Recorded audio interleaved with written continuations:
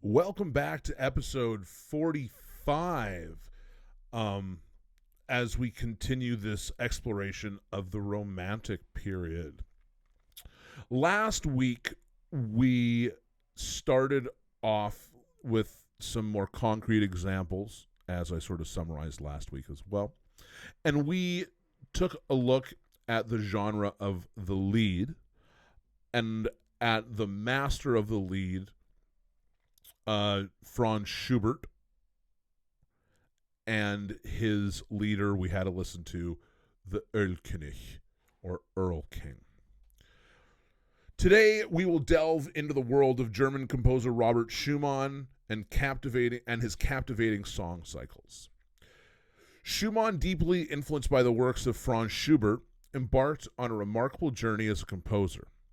Initially focused on piano music, it wasn't until 1840, the year of his marriage, that he began pouring out beautiful Lieder, or songs.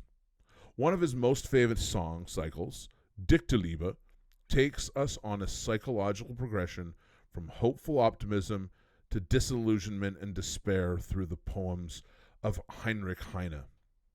In these songs, Schumann gives the piano a more complex role compared to Schubert, creating a distinct musical language. We'll explore the intriguing musical choices and emotional nuances found in the opening and closing songs of Dichterliebe.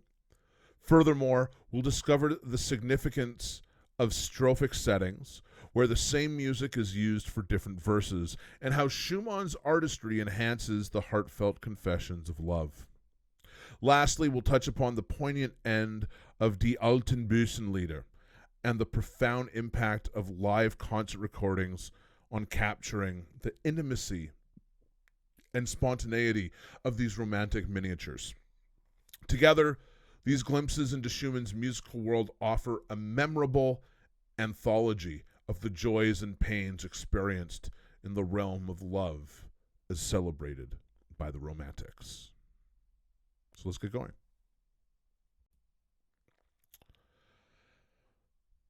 A song cycle is a collection of songs that share a common theme or tell a story. Composers either found groups of poems that fit well together or chose their favorite poems from a larger collection by a poet. Schubert, a famous composer, wrote two important song cycles later in his career using poems by Wilhelm Müller, a lesser-known Romantic poet. These cycles were called Die schöne Müllerin, or the fair maid of the mill, and Winterreise, or Winter's Journey. The song cycle had an advantage because it allowed composers to expand beyond individual songs and create a bigger, more impressive musical piece. It was like creating a larger canvas while still working with a smaller brush. However, each song within the cycle can also be performed separately, not just as part of the entire sequence. This, therefore, gives the performers and listeners more flexibility.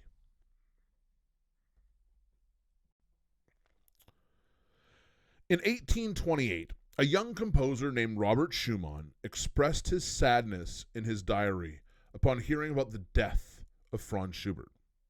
However, Schumann, who lived in Zwickau, Germany, far away from Schubert's Vienna, wasn't familiar with many of Schubert's famous songs called Lieder.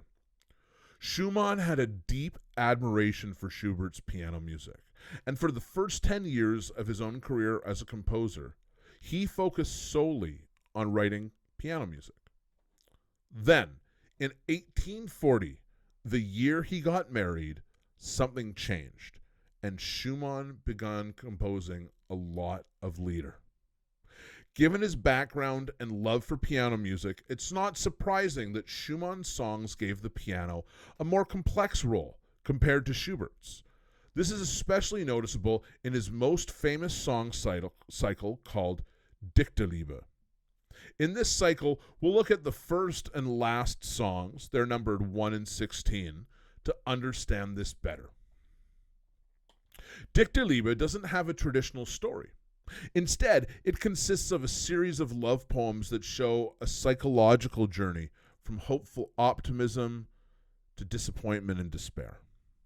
The poems were written by Heinrich Heine, a great German poet who had a critical view of Romanticism, but also couldn't escape its ideals, despite feeling hopeless about them.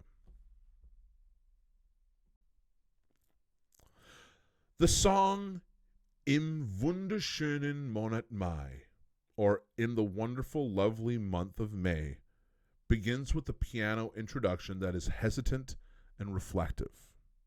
At first, it may seem odd that the music doesn't match the joyful description of May in the lyrics. The piano part weaves in and out of the singing, with rhythmic variations and moments of quiet but piercing dissonant sounds. What Robert Schumann noticed was a subtle suggestion of unrequited longing in the very last line of Heinrich Heine's poem. To create a truly romantic effect, Schumann ended the song with the piano part hanging in the air without a complete musical resolution. It's as if the music is reaching or yearning for something, which adds to the emotional impact. Technically, the last sound is a dissonance that needs to be resolved into a consonant sound, but it doesn't happen until the next song. In this song, both verses of the poem have the same music. This type of song setting is called strophic, which is commonly used in folk songs, hymns, and popular music. For Schumann, this approach emphasizes the similarities in meaning and words of the two verses. His music deepens the uncertain, sensitive, and hopeful quality of Heine's understated confession of love. The qualities of intimacy and spontaneity, which are important in romantic miniatures like this song, can sometimes be restricted by studio recordings. The recording of Schumann's song that we have was made during a live concert, so you may hear some things in the background as the artists enter.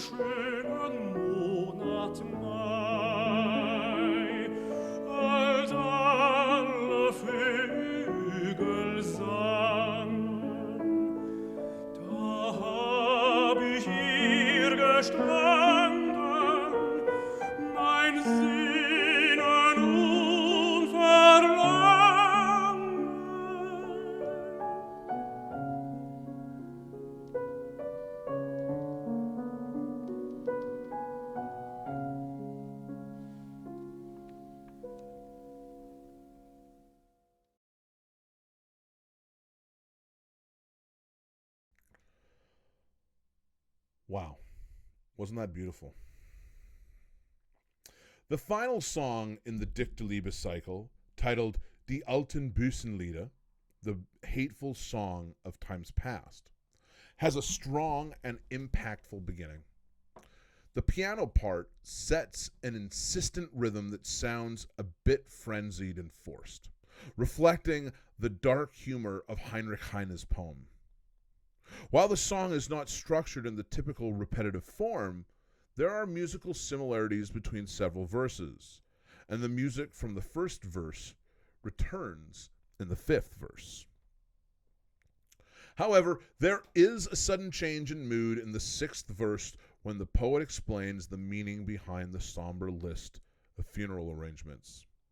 In the music, both the accompaniment and the rhythm start to disintegrate. The poet's exaggerated self-dramatization disappears as he speaks of his grief in a recitative-like rhythm. The song would end on a subdued note if it weren't for Schumann's confident control at the piano, maintaining a quiet and firm presence. Then, something beautiful happens. The music takes over from the words in a lovely and contemplative piano solo. Schumann not only interprets the poet's words with great artistry, capturing the frantic energy of the earlier verses and the self-pitying tone of the final one, but he also adds his own touch in this concluding solo.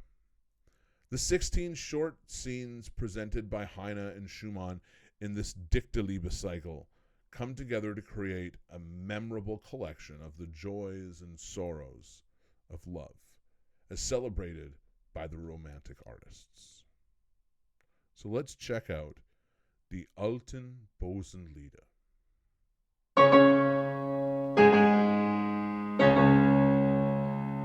Die alten bösen Lieder, die Träume bös und arg, die lasst uns jetzt begraben. Holt einen großen Sarg, hinein leg ich gar manches, doch sag ich noch nicht was. Der Sarg muss sein noch größer, wie's Heidelberger Fass, und holt eine Totenbahre und Bretter fest und dick. Auch muss sie sein noch länger, als wie zum Mainz die Brück. Und holt mir auch 12 Riesen, die müssen noch stärker sein, als wie der starke Christoph im Dom zu Köln am Rhein.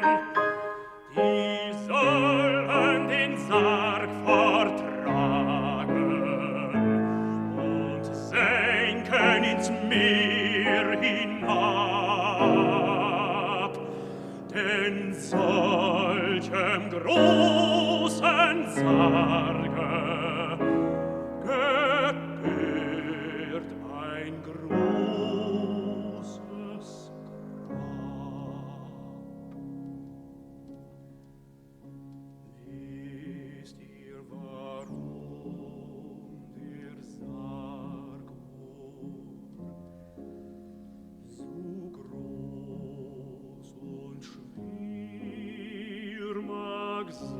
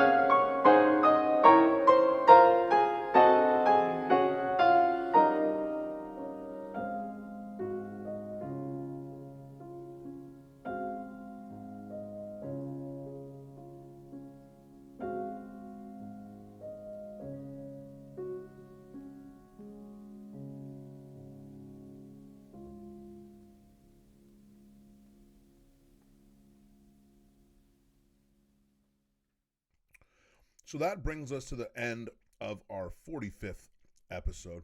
Hopefully, the shortness of this makes up a little bit for the length of that very first one about Beethoven that I know was 45 minutes.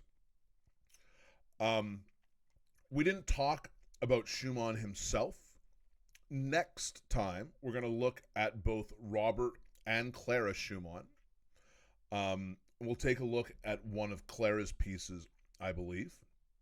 And then we'll also talk about character pieces, which were important during this Romantic period. So that's where we're going to leave things off for today. Hopefully you enjoyed that last selection as much as I did. And until next time, cheers.